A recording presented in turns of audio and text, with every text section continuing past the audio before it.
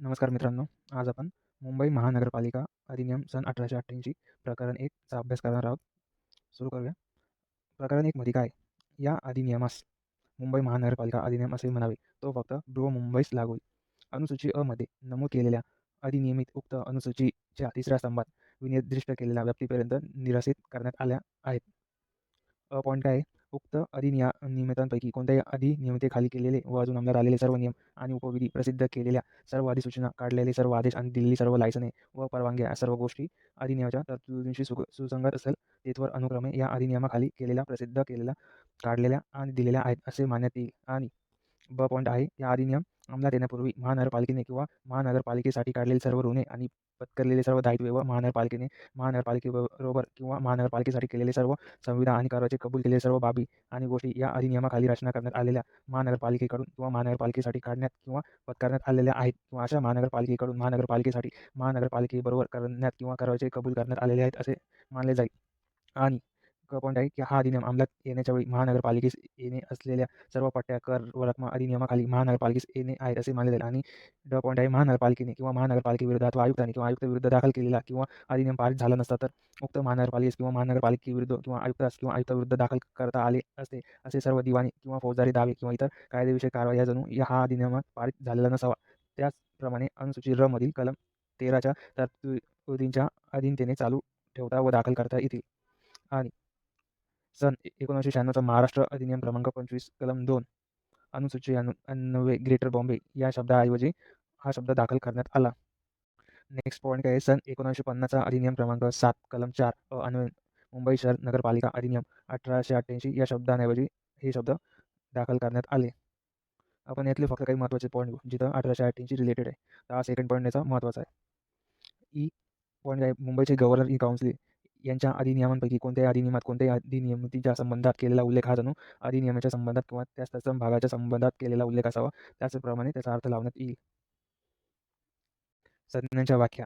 Point number 3, विषयात किंवा संदर्भात प्रतिकूल असे काही नसेल तरी अधिनियमात शहर म्हणजे बृहन्मुंबई कायदे व मुंबई उच्च न्यायालय हद्दी जाहीर करणे अधिनियम 1945 यातील अनुसूची अ च्या भाग 1 मध्ये निर्दिष्ट केलेले क्षेत्र 1945 मुंबई 17. वाढवलेली उपनगरे म्हणजे मुंबई बृहन्मुंबई कायदे व मुंबई उच्च न्यायालय हद्दी जाहीर करणे अधिनियम 1945 याची अनुसूचीच्या भागात 4 यात विनिर्दिष्ट केलेले क्षेत्र. बृहन्मुंबई म्हणजे बृहन्मुंबई कायदे व मुंबई उच्च न्यायालय हद्दी जाहीर 1945चा करणे अधिनियम 1945 याची अनुसूची अ च्या भाग 1, 2, 3 विनिर्दिष्ट केलेली क्षेत्रे आणि ती मध्ये मुंबई नगरपालिका हद्दी आणखी वाढवणे व अनुसूची ब सुधारणा अधिनियम 1956 यांच्या प्रारंभीच्या तारखेस व तारखेपासून वाढवलेला 1956चा उपनगराचा म्हणजे त्या अनुसूचीच्या 4थ्या भागात विनिर्दिष्ट केलेला क्षेत्रांच्या संबंधात भारताच्या संविधानाच्या अनुच्छेद 243 च्या खंड 2 अन्वये काढण्यात आलेल्या अधिसूचनेमध्ये अधिक मोठे नागरी क्षेत्र म्हणून विनिर्दिष्ट केलेल्या क्षेत्राचा समावेश होतो. उपनगरे म्हणजे बृहन्मुंबई कायदे व मुंबई उच्च न्यायालय हद्दी जाहीर करणे अधिनियम 1945 याच्या अनुसूच्या अ मधील भाग 2 व 3 यात विनिर्दिष्ट केलेली क्षेत्रे. नागरिकांचा मागासवर्ग म्हणजे राज्य शासनाने इतर मागासवर्ग व विमुक्त जाती, भटक्या जमाती म्हणून वेळोवेळी घोषित केलेले असे वर्ग किंवा अशा वर्गांचे भाग अथवा त्यातील गट. महानगरपालिका म्हणजे या अधिनियमाद्वारे रचना करण्यात आलेली किंवा रचना करण्यात आलेली असलेली मानलेली बृहन्मुंबई महानगरपालिका. पालिका सदस्य म्हणजे महानगरपालिका सदस्य म्हणून रितसर निवडून आलेली व्यक्ती. त्यामध्ये ज्याला महानगरपालिकेचा आणि महानगरपालिका समितीच्या कोणत्याही बैठकीमध्ये मत देण्याचा आणि महानगरपालिकेचा महापौर म्हणून किंवा महानगरपालिकेच्या कोणत्याही समितीचा सभापती म्हणून निवडून येण्याचा हक्क असणार नाही अशा नामनिर्देशित पालिकेचा सदस्याचा समावेश होतो. तर आता आयोग म्हणजे काय? आयोग म्हणजे भारतीय संविधानाचे याखाली महाराष्ट्र राज्यासाठी रचना केलेली लोकसेवा आयोग. आयुक्त म्हणजे कलम 54 खाली नेमलेल्या बृहन्मुंबई महानगरपालिका आयुक्त व कलम 54 पोट कलम 3 खाली नेमलेल्या महानगरपालिका अपर आयुक्त आणि कलम 59 पोट कलम खाली नेमलेले कार्यकारी आयुक्ताचा समावेश होतो. ही कलम लक्षात ठेवा, परीक्षेत विचारले जाऊ शकतात. आयुक्तासाठी 54 लक्षात ठेवा. उपायुक्त म्हणजे कलम 55 खाली नेमलेल्या महानगरपालिका उपायुक्त व कलम 56 खाली नेमलेला महानगरपालिका उपायुक्त सुधारणा आणि त्यासाठी कलम 59 पोट कलम 3 खाली नेमलेल्या कार्यरत उपायुक्ताचा व कलम 55 पोट कलम 1 अ खाली नेमलेल्या महानगरपालिका अपर उपायुक्ताचा समावेश होतो. पदनिर्देशित अधिकारी म्हणजे कलम 351 पोट कलम अन्वये पदनिर्देशित केलेला एखादा अधिकारी. संचालक म्हणजे कलम 54 अ खाली नेमलेला संचालक इन ब्रॅकेट अभियांत्रिकी सेवा व प्रकल्प ब्रॅकेट कंप्लीट. पोलीस आयुक्त म्हणजे बृहन्मुंबईचा पोलीस आयुक्त. शिक्षणाधिकारी म्हणजे कलम 76 खाली नेमलेला महानगरपालिका शिक्षणाधिकार व त्यामध्ये कलम 85 खाली नेमलेल्या कार्यकारी महानगरपालिका शिक्षण अधिकाऱ्याचा समावेश होतो. निवडणूक म्हणजे या अधिनियमाखाली पालिका सदस्यांची किंवा पालिका सदस्यांचा जागा भरण्यासाठी घेण्यात आलेल्या निवडणुका. विधानसभा मतदारसंघ म्हणजे महाराष्ट्र विधानसभेच्या निवडणुकीसाठी कायद्याने तरतूद केलेला जो कोणताही मतदारसंघ त्यावेळी बृहन्मुंबई समाविष्ट असेल तो मतदारसंघ किंवा त्याचा कोणताही भाग. विधानसभा मतदार यादी म्हणजे लोकप्रतिनिधी अधिनियम 1950 याच्या तरतुदीनुसार विधानसभेच्या कोणत्याही मतदारांसाठी तयार करण्यात आलेली मतदारांची यादी. लायसनदार, नळ कारागीर आणि लायसनदार सर्वेक्षक म्हणजे अनुक्रमे अधिनियमांच्या प्रयोजनासाठी नळ कारागीर व सर्वेक्षक म्हणून 355 खालील लायसन दिलेली व्यक्ती. पुढे आहे अनुसूचित जाती म्हणजे भारताच्या संविधानाच्या अनुच्छेद 341 अन्वये महाराष्ट्र राज्याच्या संबंधात अनुसूचित जाती असल्याचे मानण्यात येत असलेल्या अशा जाती, वंश किंवा जनजाती किंवा अशा जाती, वंश किंवा जनजाती यांचे भाग किंवा त्यामधील गट. अनुसूचित जनजाती म्हणजे भारताच्या संविधानाच्या अनुच्छेद 342 अन्वये महाराष्ट्र राज्याच्या संबंधात अनुसूचित जनजाती असल्याचे मानण्यात येत असलेल्या अशा जनजाती किंवा जनजातीचा समूह किंवा अशा जनजाती किंवा जनजाती समूह यांचे भाग किंवा त्यातील गट. लघुवाद न्यायालय म्हणजे मुंबईतील लघुवाद न्यायालय. राज्य निवडणूक आयोग म्हणजे भारताच्या संविधानाच्या अनुच्छेद 243 खंड 1 यांच्या तरतुदीनुसार नियुक्त करण्यात आलेल्या राज्य निवडणूक आयुक्ताचा समावेश असलेले राज्य निवडणूक आयोग. मालक याचा कोणत्याही परिवास्तूच्या संदर्भात अर्थ जी व्यक्ती उक्त परिवास्तूचे भाडे घेते ती किंवा जी परिवास्तू भाड्याने दिली असती तर जिला तिचे भाडे घेण्याचा हक्क असतो ती व्यक्ती असा आहे व त्यामध्ये पुढील व्यक्तींचा समावेश होतो. 1. जो मालकाच्या वतीने असे भाडे घेतो तो अभिकर्ता किंवा विश्वस्त. 2. जो धार्मिक किंवा धर्मदाय प्रयोजनासाठी असलेल्या कोणत्याही परिवस्तूचे भाडे घेतो किंवा अशी परिवस्तू ज्यांच्याकडे सोपवली आहे किंवा तिच्याशी ज्याचा संबंध आहे असा अभिकर्ता किंवा विध्वस्त. 3. युक्त परिवस्तूचा ताबा घेण्यास किंवा तिचा मालक म्हणून असलेल्या हक्कांचा वापर करण्यास सक्षम अधिकार असलेला कोणत्याही न्यायालयाने नेमलेला धारक, समपार्थ किंवा व्यवस्थापक. एखादी व्यक्ती कोणत्याही वास्तव स्थळाच्या अधूनमधून पार करीत असेल किंवा तिच्या काही भागांच्या झोपण्याच्या खोलीमधून अखंडितपणे नसला तरी वापर करीत असेल तर ती त्या जागेत राहते असे मानले जाईल. आणि एखाद्या व्यक्तीच्या कोणत्याही वास्तवस्थळी कोणत्याही वेळी परत येण्याची मुभा असेल तर किंवा तिथे परत येण्यास इरादा सोडून देण्यात आला नसेल तर ती व्यक्ती वास्तवस्थळी नसते किंवा तिचे इतरत्र दुसरे वास्तवस्थळ असून ती तिथे राहते किंवा याच कारणावरून तिचे अशा वास्तवस्थळी राहणे बंद झाले आहे असे मानण्यात येणार नाही. सार्वजनिक कर्जरोखे म्हणजे केंद्र सरकारचे कर्जरोखे आणि केंद्र सरकार किंवा कोणत्याही राज्य शासनाने आम्ही दिलेले कोणतेही कर्जरोखे, मुंबई बंदर विश्वस्त खात्याचे कर्जरोखे या अधिनियमाखाली काढलेले कर्जरोखे, यापूर्वी काढलेली कोणती मुंबई महानगरपालिका ऋणपत्रे किंवा इतर कर्जरोखे आणि मुंबई शहर सुधारणा अधिनियम 1898 आणि मुंबई शहर सुधारणा विश्वस्त हस्तांतरण अधिनियम 1925 याखाली काढलेली कोणती ऋणपत्रे किंवा इतर कर्जरोखे. पुढे आहे कर म्हणजे काय? कर या संज्ञेत अधिनियमात बसवता येईल अशा कोणत्याही कराचा समावेश होतो. वस्तू या संज्ञेचा जगातीच्या संदर्भात कोणताही मालाचा आहे. वाहन या संज्ञेत गाडी, खटारा, यान, छकडा, माल, मोटर, हातगाडी यांचा आणि शहरांच्या सडकांवर वापरात येणं जो कोणत्याही वर्णनाचे चाक असेल कोणतेही वाहन याचा समावेश होतो. जमीन या संज्ञेत जिच्यावर बांधकाम करण्यात येत आहे किंवा करण्यात आले किंवा जी पाण्याने आच्छादलेली आहे अशी जमीन, जमीनपासून मिळणारे फायदे किंवा भूसंलग्न वस्तू किंवा भूसंलग्न असलेल्या कोणत्याही वस्तूची कायमच्या जखडलेल्या वस्तू आणि विधानमंडळ नियमांन्वये कोणत्याही सडकावर निर्माण करण्यात आलेल्या हक्क यांचा समावेश होतो. इमारत या संज्ञेत घर, उपघर, तबेला, छपरी, झोपडी, टाकी, इमारतीमध्ये किंवा इमारतीच्या कोणत्याही भागांमध्ये पिण्याचे पाणी साठवण्यासाठी असलेली टाकी, वळून व अशा तर प्रत्येक संरचना यांचा समावेश होतो. मग ती चिरेबंदी असो किंवा विटा, लाकूड, माती, धातू किंवा कोणती इतर सामान याने बांधलेली असो. गाळा या संज्ञेचा अर्थ तात्पुरती इमारत किंवा तिचा भाग या व्यतिरिक्त भाड्याने दिलेली किंवा भाड्याने देण्याचा इरादा असलेली स्वतंत्रपणे भोगवाट्यात असलेली इतर इमारत किंवा तिचा भाग असा आहे. तात्पुरती इमारत या संज्ञेचा अर्थ जी इमारत मुख्यतः मातीच्या, पाण्याची, गवताची, कापडाची, गवतीची, छपरीची, लाकडाची, पंजळीदार लोखंड पत्र्याची किंवा ॲस्बेस्टॉस सिमेंट पत्र्याची किंवा अशाच इतर सामान बांधलेली असेल अशी कोणती इमारत असा आहे व तिच्यात आयुक्तांनी तात्पुरती उपाययोजना म्हणून जी इमारत बांधण्यास परवानगी दिली असेल अशा कोणत्याही आकाराच्या व कोणत्याही सामानाने बांधलेली इमारतीचा समावेश होतो. जलदाय व्यवस्था या संज्ञेत तलाव, ओढ, झरा, विहीर, पंप, जलाशय, हौद, टाकी, बोगदा, वाहिनी मग ती झाकलेली असो अगर उघडी असो, जलधार, मुखनळ, अर्धप्रणाल, पाण्याचा पुरवठा करणारे किंवा त्यासाठी वापरण्यात येणारे इंजिन आणि यंत्रसामग्री, जमीन, इमारत, इतर वस्तू यांचा समावेश होतो.